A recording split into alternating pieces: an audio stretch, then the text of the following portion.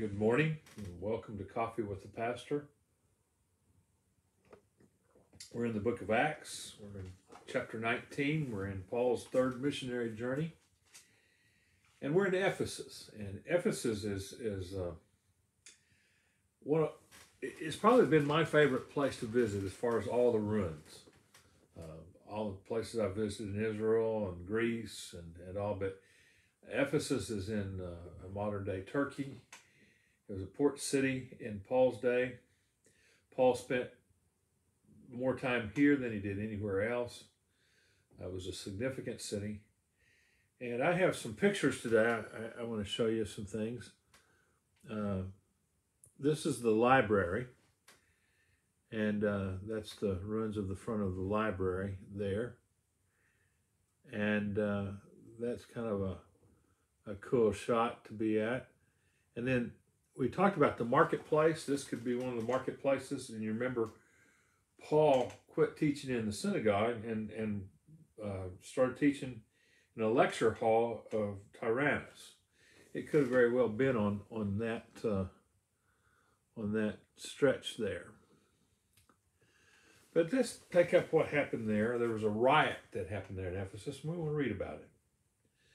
About that time, there arose a great disturbance about the way. It's very interesting to me that today and over the centuries, we started calling ourselves Christians. In the book of Acts, followers of Jesus are referred to more as the people of the way than anything else. But that name didn't stick, but Christians did. A silversmith named Demetrius, who made silver shrines of Artemis, brought in no little business for the craftsmen.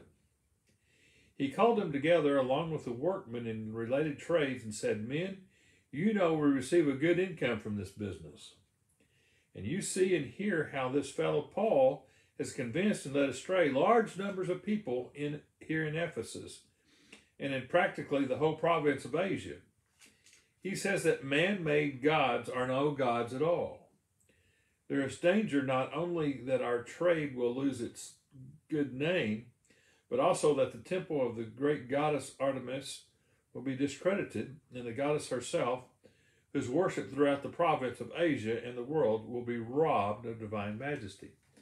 So there's a silversmith who makes idols of Artemis, and sells them. And his business has been hurt because Paul is winning people to Christ and tell them these idols don't mean anything. Artemis, they had a great temple there at Ephesus to her. And there's actually an idol left from that time frame. That's what she looks like. Yeah, I don't think you can see it real clear, but Artemis has breasts all over her, showing fertility and things. And so he made little silver replicas of that and sold them. And by the way, you can still buy replicas of Artemis there in Ephesus. I just find that kind of funny. I didn't buy one. But in verse 28 it says, "When they heard this, they were furious and began shouting, 'Great is Artemis of the Ephesians!' Soon the whole city was in an uproar. The people seized Gaius, Aristarchus, Paul, traveling companions from Macedonia, and rushed as one man into the theater." And so they've taken Paul's traveling companions to the theater. Paul wanted to appear before the crowd, but the disciples would not let him. So this thing started with a few people starting to shout out, "Great is Artemis," and they were kind of getting the people up, so much so that they had to move to the amphitheater. Now, the ruins of the amphitheater are still there. I have some of those. That's you can kind of see in the background. I don't have a really wide-ranging shot, but this is a shot of the ruins of the amphitheater. But that's where these companions of Paul would have been taken. And so they've taken them there. And soon the whole city was in an uproar. The people seized Gaius and Aristarchus, and they took them to the theater. Paul wanted to appear before the crowd, but the disciples would not let him.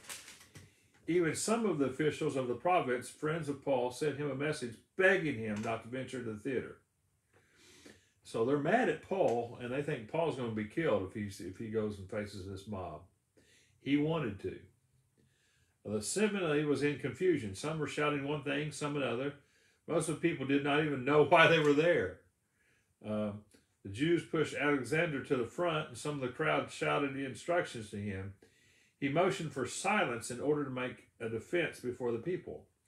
But when they realized he was a Jew, they all shouted in unison for about 2 hours.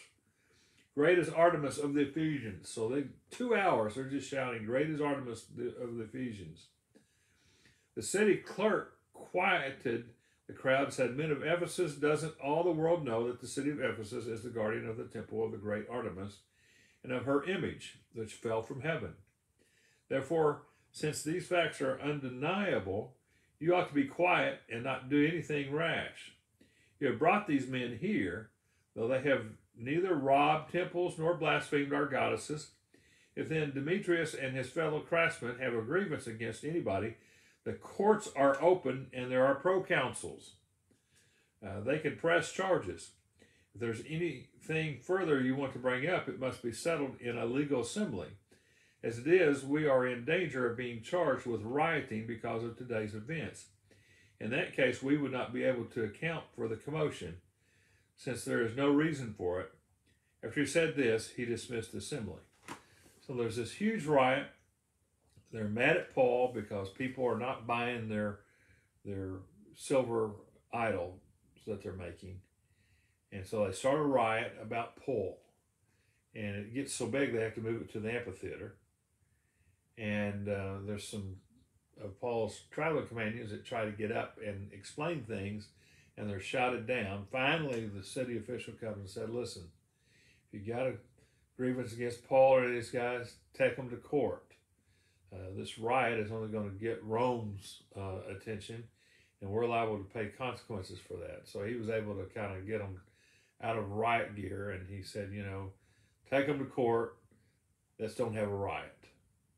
And I think that's good advice, and maybe some advice maybe we need to have here in the United States sometimes. We have courts and we have legal positions to handle things. But interesting that there's a riot about the teachings of Jesus. And it's going to send Paul on from Ephesus. N.T. Wright, in his really good book on Paul, believes that there was more to it. He feels that Paul was arrested in Ephesus for a time. I don't know, maybe before the riot or after. And that some very bad things happened to him while he was in prison. He actually thinks that the prison letters were written like letters to the Philippians and different ones. Or the jail letters were written from Ephesus, not Rome. Most people that I've read feel like he wrote those from Rome. So I don't think there's any way to prove that, but just kind of an interesting thing to note. But that does it for this week. I hope you have a great weekend, and I hope if you're local here, I hope to see you in church Sunday. Have a great day.